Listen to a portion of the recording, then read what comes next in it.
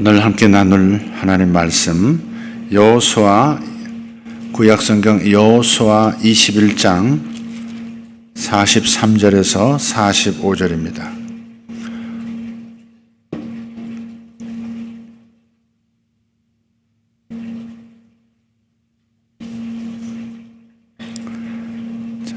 찾으신 것으로 알고 함께 합독하겠습니다. 가정에서도 함께 읽어주시길 바랍니다.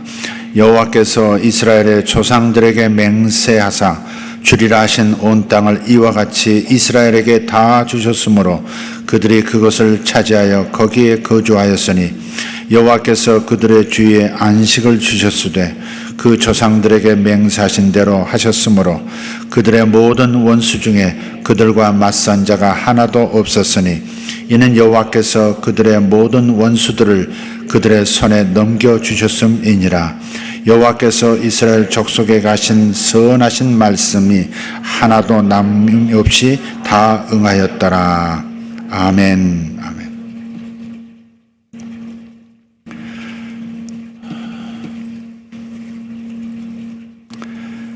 저희 교회는 대한예수교 장로회 백석 측 새서울노회 소속입니다.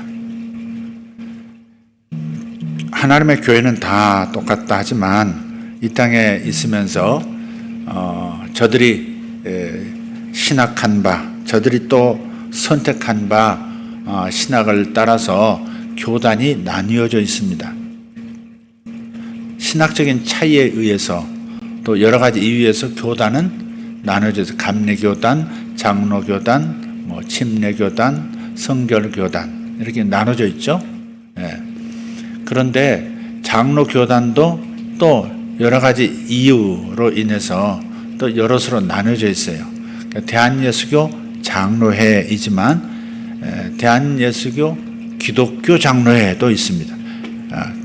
기장측이라고 그러죠.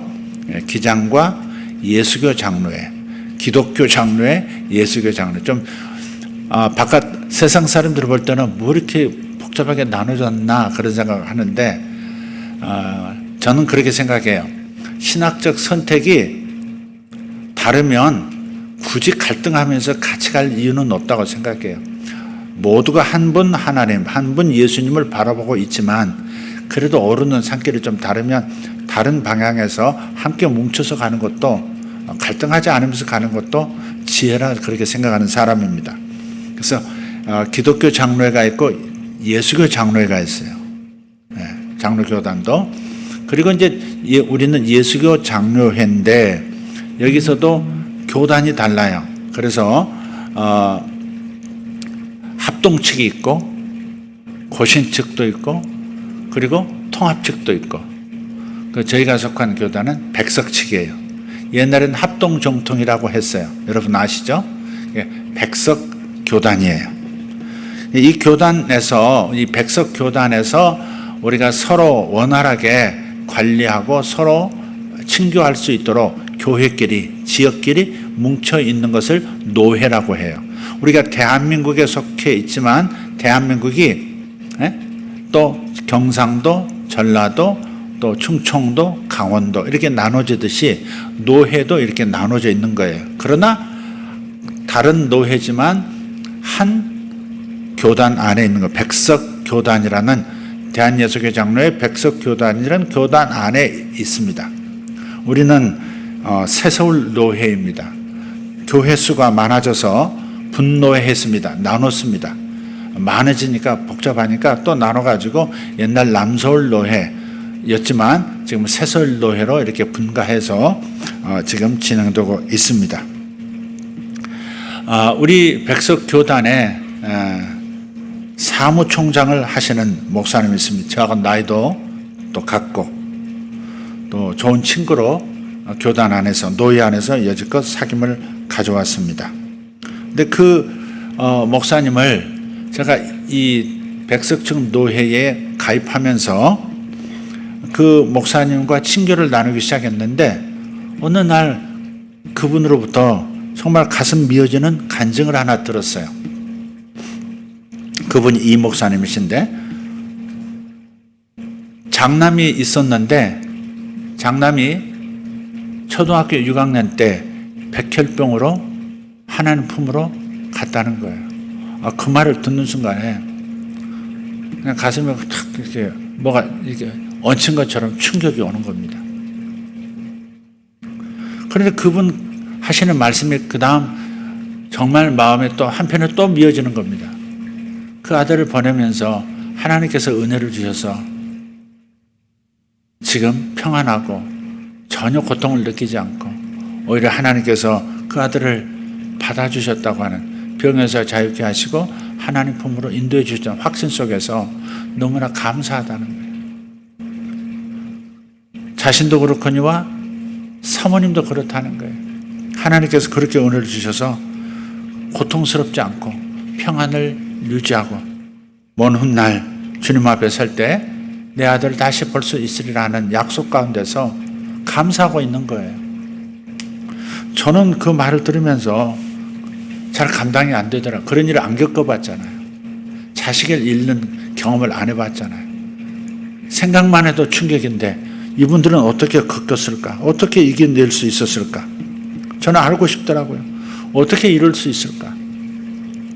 어떻게 아들을 땅에 묻고도 여전히 하나님께서 선하신 분이라고 그렇게 믿을 수가 있을까? 어떻게 하나님이 오히려 자신들을 좋은 길로 인도하셨다고, 아들을 사랑의 품으로 인도해 주셨다고, 그래서 감사한다고 그렇게 말할 수 있을까?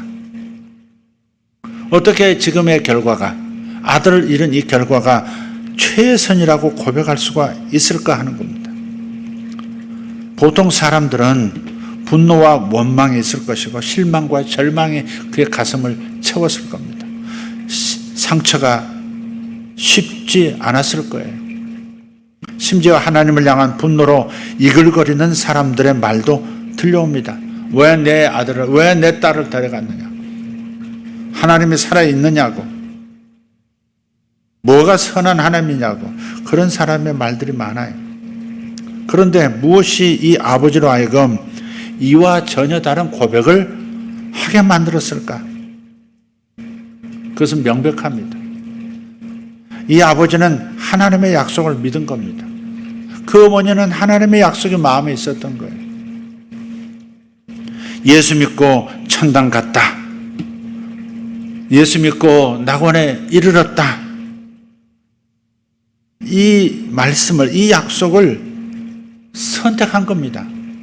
믿음으로 선택한 거예요. 약속의 땅을 바라보는 사람들은 믿음이 선택이라는 그 모험을 하는 겁니다. 삶의 파도에 떠밀려서 믿음과 불신의 기로에 섰을 때 저들은 과감히 믿음을 선택합니다. 그리고 그들은 이를 악물고 믿음의 길을 한 발씩 내딛습니다. 쩔뚝거리면서도 꿋꿋이 그 길을 갑니다. 그래서 그들은 하나님의 약속을 향해 가기로 의식적인 결단을 끊임없이 내리는 겁니다. 믿음을 선택하기로 결정하는 거예요.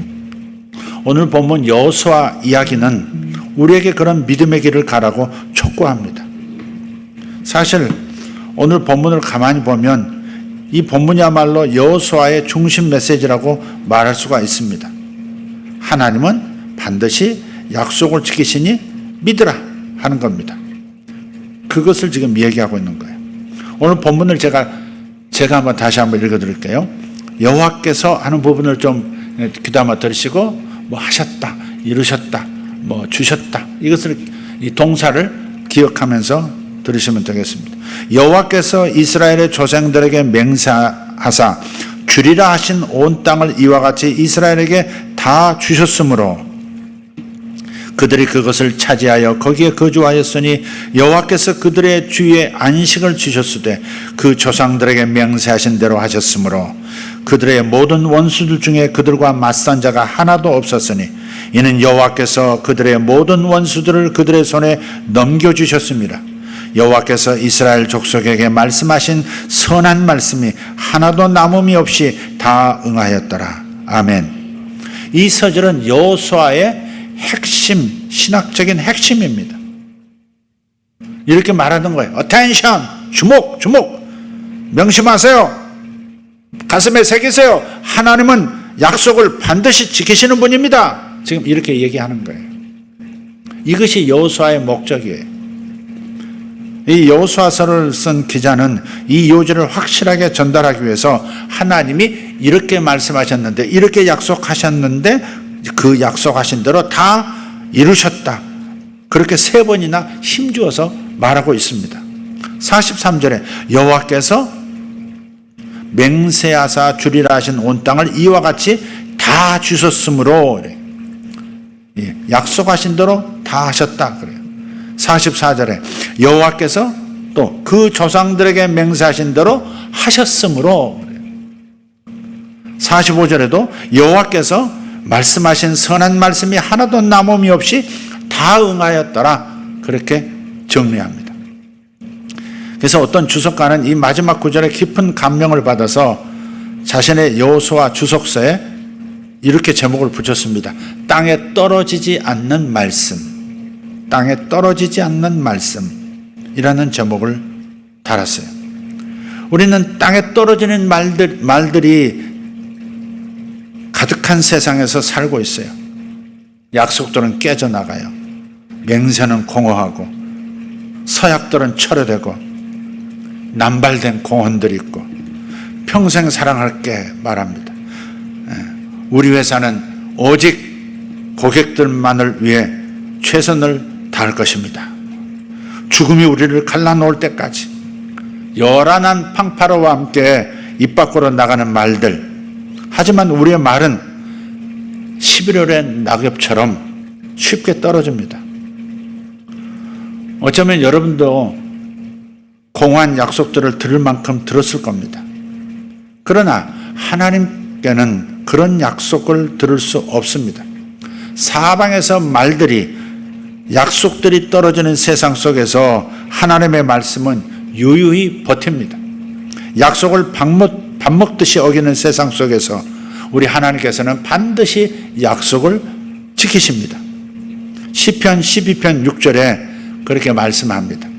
여호와의 말씀은 순결하며 흙도관 위에 7번 단련한 은 같도다. 여호와의 말씀은 순결하다 그랬어요. 어떻게 순결하냐? 은을 재련할 때, 금을 재련할 때 흙도가니 속에서 7번 불순물 걸러내는 겁니다. 한 번 달궈 가지고 녹여 가지고 불순물 걸러내고 다시 그걸 또 넣어서 달궈서 녹여서 그리고 또 걸러내고 7번 단련한 맑은 은, 맑은 정금 같다는 겁니다. 이번 포항 이슬교회 집회에서 첫날 하나님께서 인도하셔서 딴탈 미러클 사역을 했어요. 한 20여 분이 치아가 금으로 변한 거예요. 이런 걸 듣지도 보지도 못한 사람들이 기독교인들 가운데도 많기 때문에 그게 뭐야? 그럴 거예요. 근데 하나님께서는 가끔 당신이 예배 가운데 임재해 계신다고 하는 것을 표적을 통해서 보여주시는 거예요. 그런 기적, 정말 하나님이 이런 일을 하시네? 이런 걸 보게 되면 사람의 마음, 믿음이 달라지죠. 신선해져요, 사실은. 가나 혼인잔치에서 물이 포도주로 변한 것을 경험한 그 종들, 마리아, 예수님의 제자들을 보면 그들의 믿음이 달라졌을 거예요. 틀림없이 예전과 같아지지 않아요. 이번에는 독특하게 치아가 3대, 4대 이렇게 변한, 금으로 변한 분들이 있는가 하면 또 어떤 분은 마침 이 한옥을 300채 지었다는 집사님이신데 이 교인 지 얼마 안 되셨대요.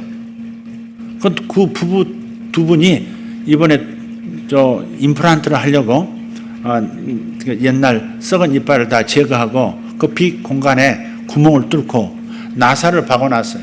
나사를 박은 다음에 이제 인조 치아를 거기다 박아 넣는 거 아닙니까? 그래서 그 과정에 있어서 이렇게 이빨이 빈 상태로 예배를 참석하신 거예요. 나사가 박혀 있잖아요. 그 나사가 금으로 변한 거예요. 그 부인 되시는 분은 약간 떠 있는 그 사이에 이 쇠들이 금으로 변한 거예요. 어떤 분은 자기 딸이 그 교회를 다니시는데 신앙 중계로 실시간 예배를 드리다가 본인 집에서 치아가 또 금으로 변한 거예요. 재밌었죠. 목사님, 사모님도 변하고, 중요한 리더들, 학생들도 변하니까. 한두 사람이 그런 게 아니라 한 20여 분이 변하니까 다들 깜짝 놀랐죠. 그런데 하나같이 하나님의 역사에 의해서 치아나 입 안에 있는 그 금속이 변하면 그냥 일반 금 같지가 않아요. 거의 99.9%라고 하는 그 금도 그렇게 맑게 만들 수가 없어요. 마치 그 금이 맑은 정금이라고 하는 반짝반짝 빛나거든요.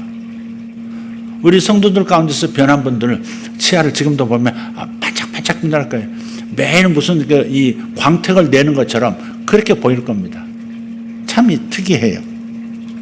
이 말씀을 읽을 때마다 하나님께서 치아를 변하게 하심으로써 표적을 나타내시는 그것을 생각하면 참 놀랍다는 생각을 저도 하게 됩니다.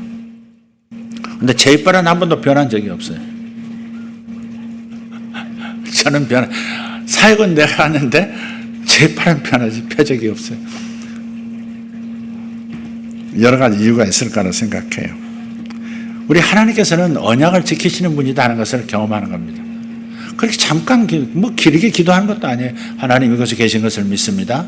하나님 저들의 치아를 만져주셔서 여기에 함께 계시고 우리의 입에서 믿음의 말이 나오기를 원하신다는 표적을 보여주십시오. 주님의 재림이 가깝고 그래서 당신의 하늘의 은과 금으로 우리들에게 신부들에게 예물을 보내시는 그 표징을 보여주십시오. 잠깐 기도하는 겁니다. 그리고 확인하라고 하는 겁니다. 근데 그때마다 하나님께서 저는 모험을 하는 거죠. 그죠? 아니 무슨 저런 기도를 해? 그런데 실제로 사람들에게 변화가 일어날 때 근데 변화가 일어나지 않으면 굉장히 당황스럽죠. 그 기도를 인도하는 제 입장에서는 굉장히 당황스러워요. 그래서 그 기도할 때마다 사실 모험하는 겁니다. 그래서 믿음이라는 것은 모험이라 저는 그렇게 표현도 해요. 믿음은 모험입니다. 한 번도 안 해본 한 번도 경험하지 않은 일을 시도하는 거니까 믿음은 모험이다. 믿음은 선택이다. 또 이제는 믿음은 모험이기도 한 거예요. 모험을 선택하는 거예요. 그런데 분명하게 하나님께서는 언약을 지키시는 하나님이시다라 그것을 경험하는 겁니다. 여호수아서 기자는 역사책을 증거로 내밉니다.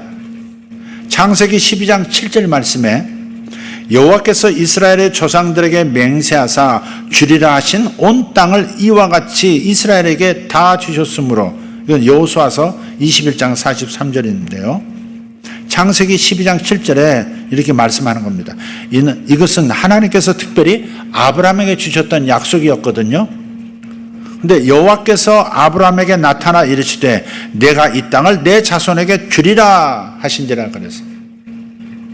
600년 전에 약속하신 거예요. 아브라함, 이스라엘 백성들의 조상 아브라함에게 600년 전에 하신 약속이 이제 여호수아 때 이루어진 겁니다. 여호수아 21장 43절. 주리라고 하신 온 땅. 근데 언제 주리라 하셨느냐?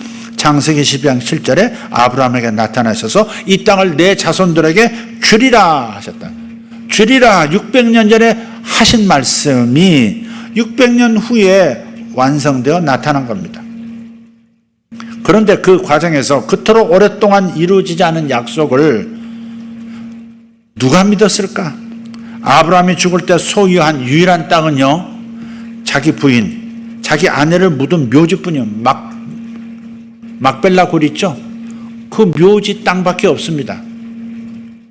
아브라함이 약속을 받았지만 아브라함이 죽을 때 자기 아내를 묻은 땅을 샀던 거, 그 땅밖에 없었던 거예요. 이스라엘에게 물려준 게 없어요. 네. 그들의 후손들은 그래서 계속해서 소작인들로 살았고요. 그나마 4세기 동안, 그러니까 400년 동안은 애굽에서 노예로 지옥 같은 삶을 연명했습니다. 그리고 모세는 그들을 출애굽시켜 가지고 가나안 근처까지 이끌고 갔지만 끝내 그 땅에 들어가지를 못했습니다. 얼마나 많은 아브라함의 자손들이 밤하늘의 별을 바라보면서 기도했을까? 이 땅을 주리라 하셨는데 우리는 언제나 저 땅을 차지할까? 하나님 약속을 지켜주실 건가요? 아마 그렇게 기도했을 겁니다. 그런데 여호수아서를 통해서 답이 온 것은 그렇다입니다. 하나님 약속을 지켜주실 건가요? 그렇다. 하나님은 아브라함에게 복을 주시고 그의 씨앗을 통해서 이 땅의 모든 나라에 복을 주겠다. 그렇게 말씀도 하셨습니다. 12장 2절 3절 창세기 12장 2절 3절에 이렇게 말씀하시죠.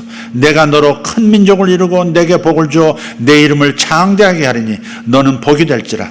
너를 축복하는 자에게는 내가 복을 내리고 너를 저주하는 자에게는 내가 저주하리니 땅의 모든 족속이 너로 말미암아 복을 얻을 것이라. 아멘. 이 약속은 여호수아를 통해서 부분적으로 성취가 되었고요. 그리고 다시 예수님을 통해서 완전하게 이루어졌습니다.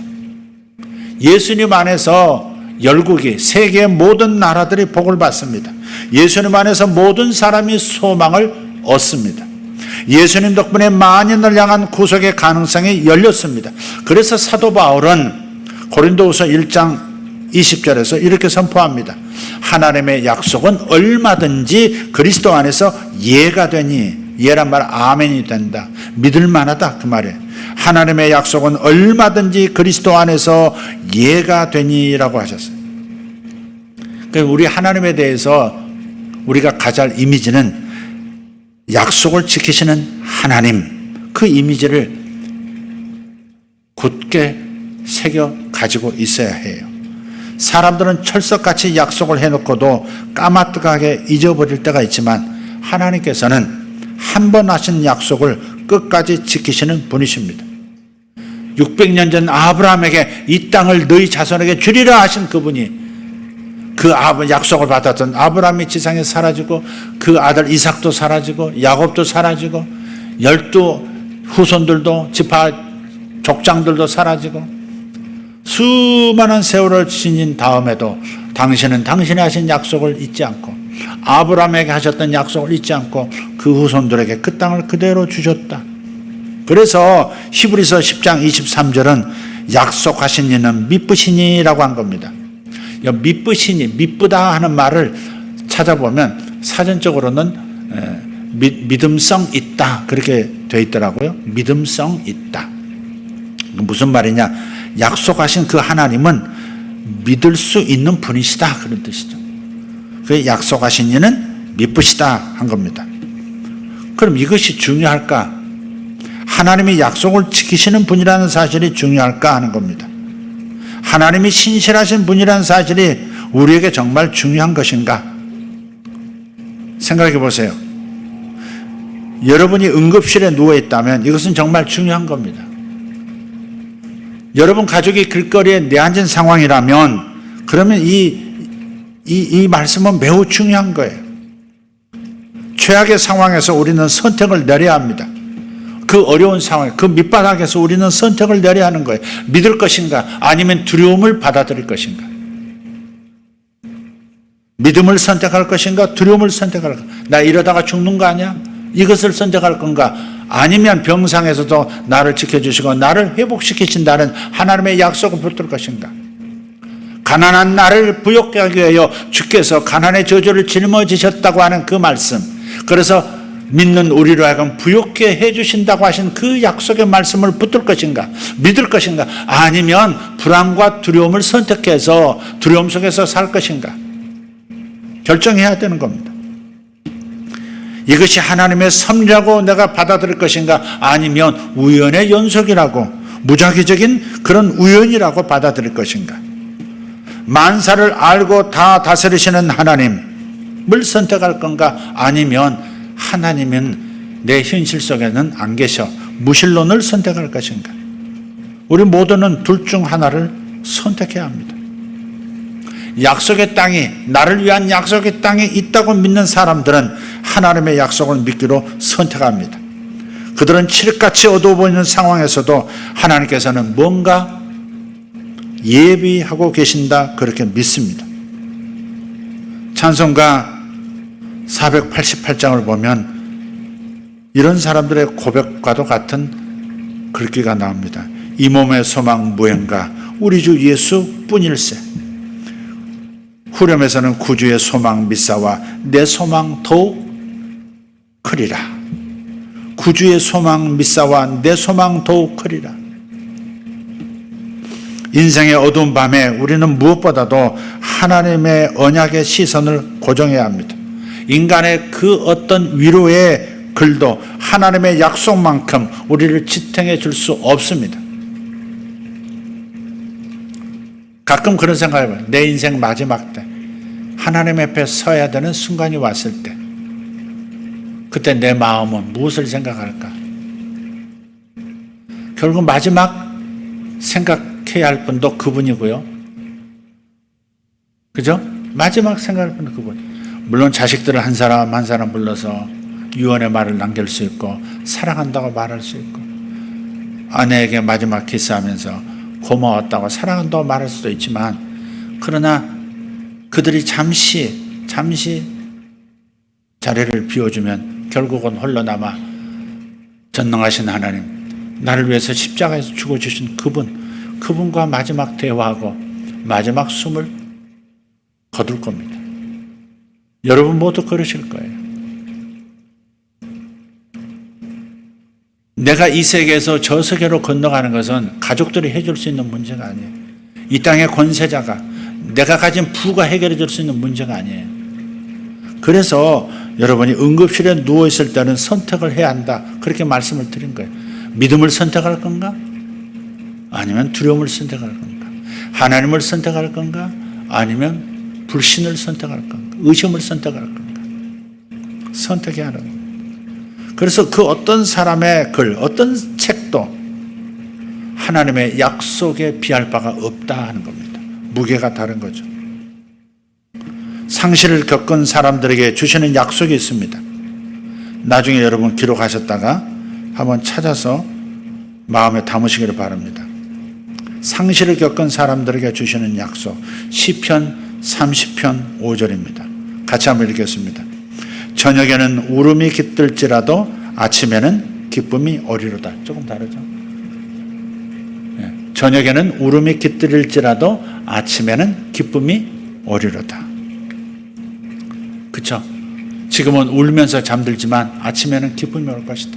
지금은 내가 쓰디쓴 눈물을 삼켜야 하지만 그러나 기쁨의 파한대수를 할 때가 곧 오리라 하는 거죠.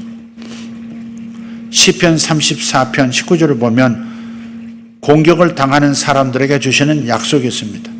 의인은 고난이 많으나 여호와께서 그의 모든 고난에서 건지시는도다.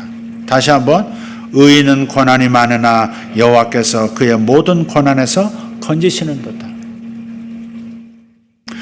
병든 사람들에게 주시는 약속이 있습니다. 우리가 병들 때가 있어요. 그때 약속을 붙들어야 돼요. 시편 41편 3절입니다. 여호와께서 그를 병상에서 붙드시고 그가 누워있을 때마다 그의 병을 고쳐주시나이다. 아멘. 병상에 누워있는 동안에 하나님께서 붙들어 주신다고. 두려워할 필요가 없다고. 불안할 필요가 없다고. 붙들어 주신다고 약속하세요. 그리고 계속 누워있도록 하시는 것이 아니라 마침내 병을 고쳐 일어나 걷도록, 일어나 달리도록 만들어 주신다는 약속입니다. 외로운 사람들에게 주시는 약속도 있습니다. 이사야 43장 2절입니다. 이사야 43장 2절 시작. 내가 물가운데로 지날 때 내가 너와 함께 할 것이라. 내가 불 가운데로 지날 때 타지도 아니할 것이요 불꽃이 너를 사르지도 못할 것이다. 아멘. 네. 물 가운데 있을 때 지날 때 함께 해주시고 불꽃 가운데 있을지라도 상을 받지 않도록 해주신다는 겁니다. 죽어가는 사람들에게 주시는 약속, 우리 모두 죽어갈 텐데 죽어가는 사람들에게 주시는 약속이 있습니다. 요한복음 14장 2절입니다. 내 아버지 집에 거할 곳이 많도다. 내가 너희를 위하여 거처를 예배하러 간다. 그렇게 말씀하셨죠. 우리를 위하여 거처를 예배하러 가셨고 또 거처가, 우리를 위한 거처가 주님에 의해서 만들어져 있다라고 말씀. 주님께서 십자가에서 그렇게 하신 말씀도 있습니다. 오늘 네가 나와 함께 낙원에 있으리라.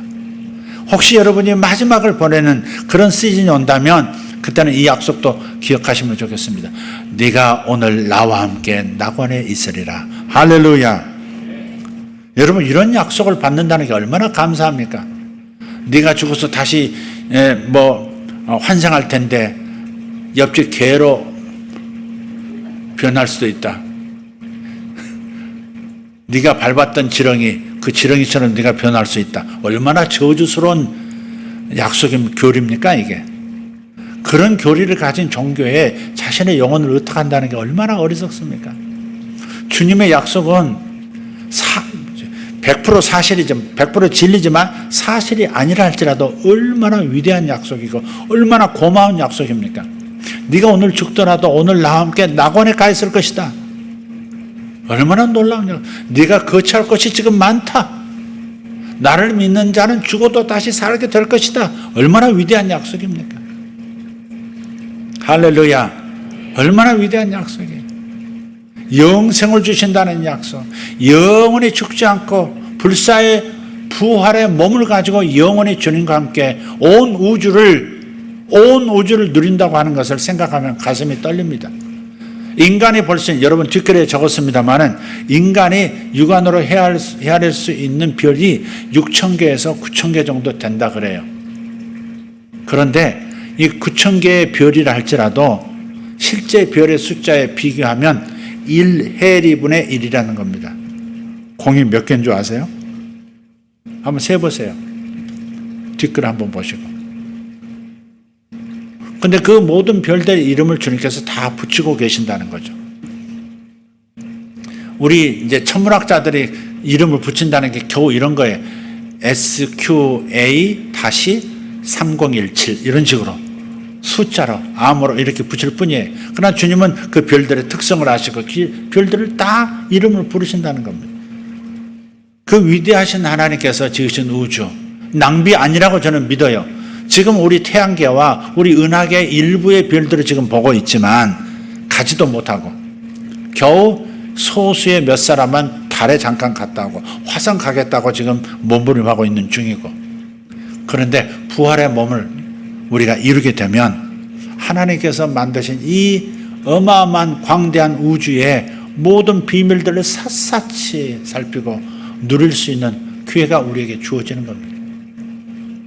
저는 그리고 실제적인 그 약속들을 생각하면 가슴이 뛰어요. 그러나 그대로 주님 재림하실 때까지 기다려야 하는 상황에 오는 내가 죽음을 맞이할 때도 하나님께서 약속을 주시는 게, 내 육신은 잠깐 여기서 쉬고 부활의 날에 부활하겠지만 내 영혼은 오늘 나와 함께 낙원에 있게 될 것이다. 할렐루야. 이것은 우리의 유익을 위해서 주시는 약속들이에요. 베드로후서 1장 4절에 보면 이렇게 말씀합니다. 이로써 그 보배롭고 지극히 큰 약속을 우리에게 주사 이 약속으로 말미암아 너희가 정욕 때문에 세상에서 썩어질 것을 피하여 신성한 성품에 참여하는 자가 되게 하려 하셨느니라. 약속을 받은 자는 약속의 땅에 들어갈 사람 걸맞게 사는 정체성이 여기에 생기는 거죠. 약속을 믿는 사람은 이 땅에서 살 때 흔들리지 않습니다. 길을 잃지 않습니다. 아무데나 자기 몸을, 자기 마음을 던지지 않습니다. 갈 길이 분명하기 때문에, 내게 주어진 약속의 땅이 분명히 있기 때문에, 이 땅에서의 약속이 있고 저 세상에 대한 약속도 있기 때문에 우리는 아무렇게나 살 수 없다 하는 아름다운 정체성, 선한 의로운 정체성이 우리 마음에 자리 잡는 것입니다. 하나님의 약속을 주장하십시오. 혹 여러분이 두려움이 고개를 쳐들 때, 하지만 하나님께서 이렇게 말씀하셨다라는 생각으로 맞서시기를 바라요. 이렇게 잘못되면 어떡하지? 이러다가 내가 가면 어떡하지? 이러다가 저렇게 되면 어떡하지? 내 자식들이 이렇게 되면 어떡하지? 그런 생각이 올 때마다 하나님의 약속의 말씀을 붙들고 하나님께서 이렇게 말씀하셨다라는 생각을 하게 되면 그것이 영적 전쟁에서 승리하게 되는 비결이죠. 죄책감이 엄습할 때도 하지만 하나님께서 이렇게 말씀하셨다. 예수의 의로 정결하게 준비되었고 언제든지 은혜의 보좌 앞에 나갈 수 있는 자가 되었다라고 말씀하셨다라고 그렇게 자기 자신을 주장해야 하는 겁니다. 생각으로 맞서야 합니다. 그래서 하나님의 약속을 알고 약속을 선포하셔야 합니다. 매일 하나님께서 선포하신 언약으로 살아가시기를 축복합니다. 마치 황금을 찾아서 돌을 깨는 광부처럼 성경을 뒤지고 그 금덩어리를 발견하거든 그것을 손에 꼭 쥐십시오. 그것을 믿고 은행에 안전하게 보관하듯 마음의 보관을 하시면 되는 겁니다.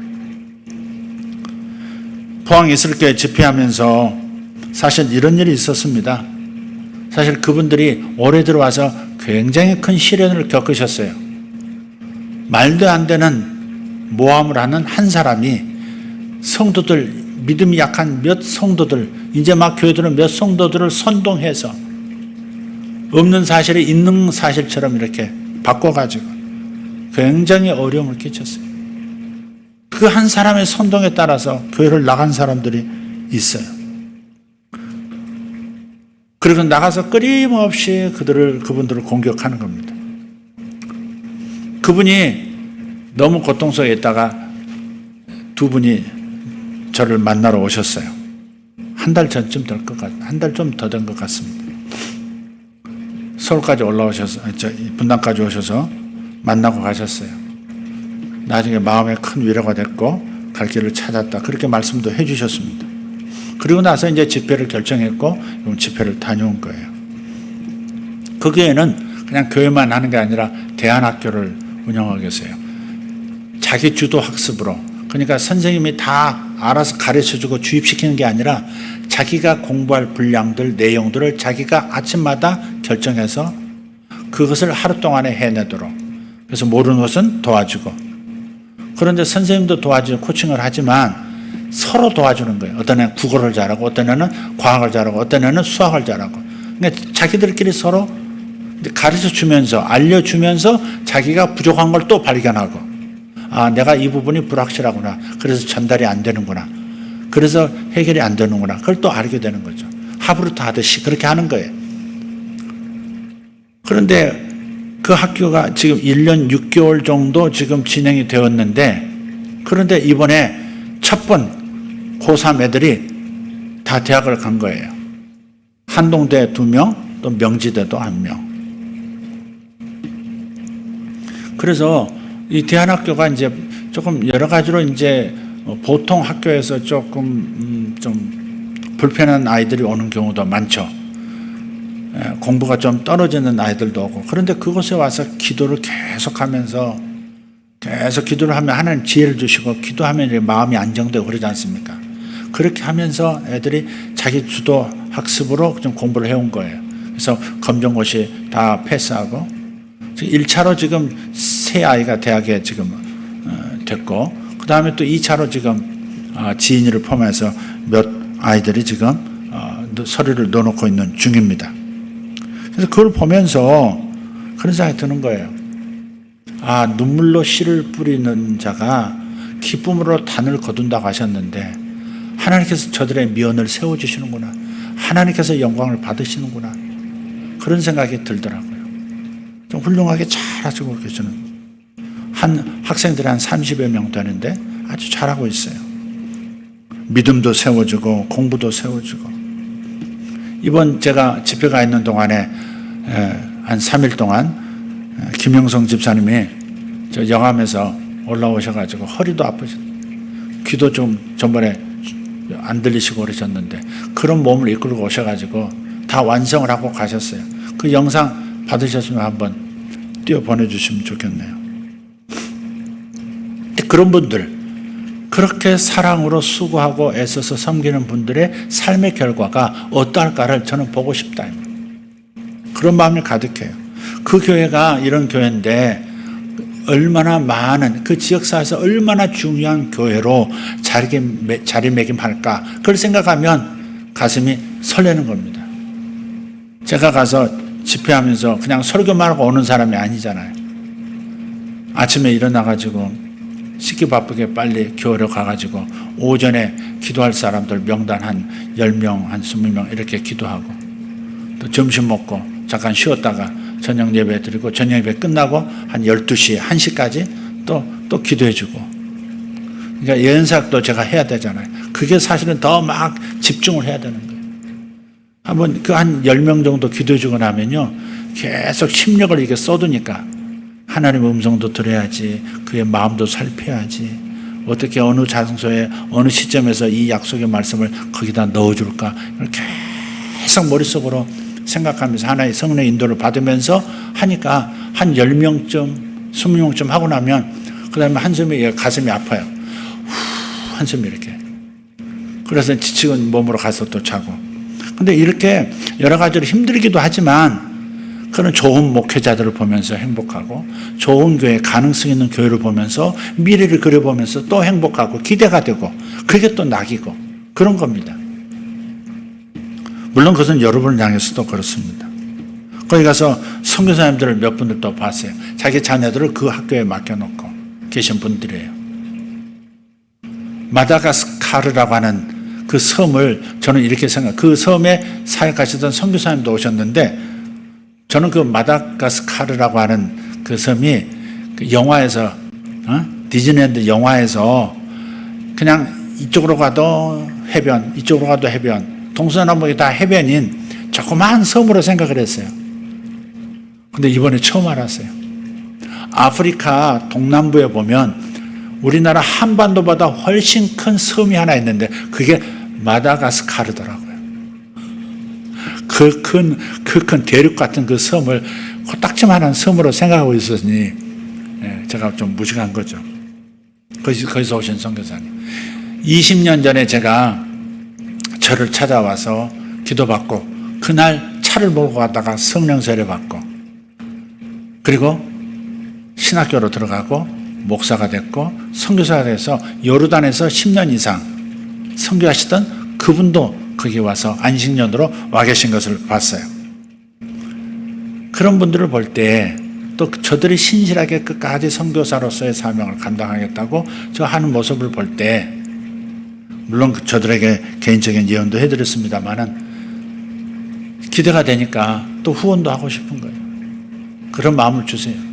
그래서 이번 그 추수감사 헌금은 그 학교를 비롯해서 우리 아이들도 포함됩니다만은 장학금으로 좀 지원을 좀 해야 되겠다, 그런 생각을 하고 있습니다. 그 학교 이름이 힐스 스쿨인데 괜찮은 학교더라고요. 한동대 교수님들이 그 대안학교를 주목하고 있는 거예요. 그래서 교수님들이 와서 가끔 과학도 가르쳐주고, 근데 과학을 어떻게 창조론이죠. 창조과학으로 과학을 하는 거예요. 물리학도.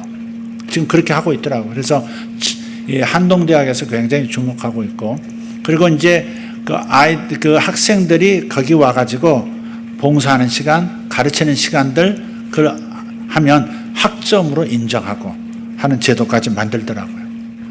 이런 대안학교가 진짜 대안학교다 하면서 그렇게 하고 있는 것을 보았어요. 그래서 그런 것들을 보면서 정말 약속의 땅이 내게 있다라고 믿는 사람들은 어려움에 처하면서도 하나님의 약속을 꼭 황금을 찾아서 손에 쥐듯이 꼭 쥐고 가는 분들이더라 하는 겁니다. 김영성 집사님도 그렇게 우리를 사랑해주고 우리 교회와 수양관에서 헌신해 주시는 거, 우리 교회는 아니지만 그러시는 거, 그분은 약속을 믿는 분이에요. 내가 이렇게 함으로써 나는 하나님께 기도하는 겁니다.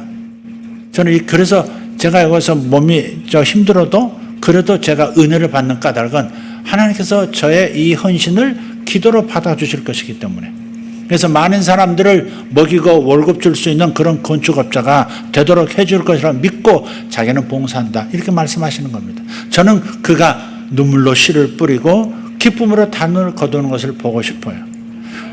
포항교회의 박성민 목사님 부부께서도 시련 속에서 눈물을 흘리시지만 그러나 황금빛 나는 볕단을 들고 돌아오는 기쁨을 맛보실 것을 기대하고 있어요. 여러분도 마찬가지예요. 여러분들도 목사님 이런 일이 생겼습니다, 이런 축복이 오고 있습니다, 이런 마음의 성장이 오고 있습니다 하는 얘기를 저는 기대하면서 매일매일 귀를 기울이고 있습니다. 서로 어려움을 겪을지라도, 어려움이 여러분을 두렵게 할지라도 두려움을 선택하지 말고 믿음을 선택하기를 바랍니다. 하나님은 반드시 말씀하시고 말씀하신 그것을 반드시 이루시는 분이니까 여러분이 부지런히 황금을 찾는 사람처럼 성경을 뒤져서 여러분에게 약속하신 약속을 찾아내시는 분들 되기를 바라고, 설교를 들으면서도 여러분에게 주시는 것 같은 말씀을 꼭 붙들고 가시기를 바라요. 아멘. 할렐루야. 이 약속을 붙들지 못하면 가정도 흔들릴 때 흔들리고 일터에서도 흔들 때 흔들리게 돼 있고 건강도 흔들 때 흔들리게 돼 있습니다. 약속을 꼭 붙드시기를 예수 이름으로 축복합니다. 기도하겠습니다. 위대하신 하나님을 찬양합니다. 오늘 전능하신 하나님께서 한 번 하신 약속은 반드시 지키시는 것을 보았습니다. 아브라함에게 약속하시더니 600년이 지났는데 약속 당사자가 이 땅에 없음에도 불구하고 당신의 약속을 기억하시고 그 약속을 그의 자손들에게 이루신 것을 보았고, 아브라함에게 하셨던 수천 년 전의 그 약속을 당신께서 지키시기 위하여 친히 이 땅에 육신을 입고 오셔서 2000년 전 구속의 사역을 이루시고, 그리고 수천 년 후에 우리들에게 그 구원의 혜택이 돌아오도록 만들어 주셨습니다. 하나님은 살아계실 뿐만 아니라 약속을 하시는 분이시요 약속을 하실 때 반드시 지키시는 분임을 믿습니다.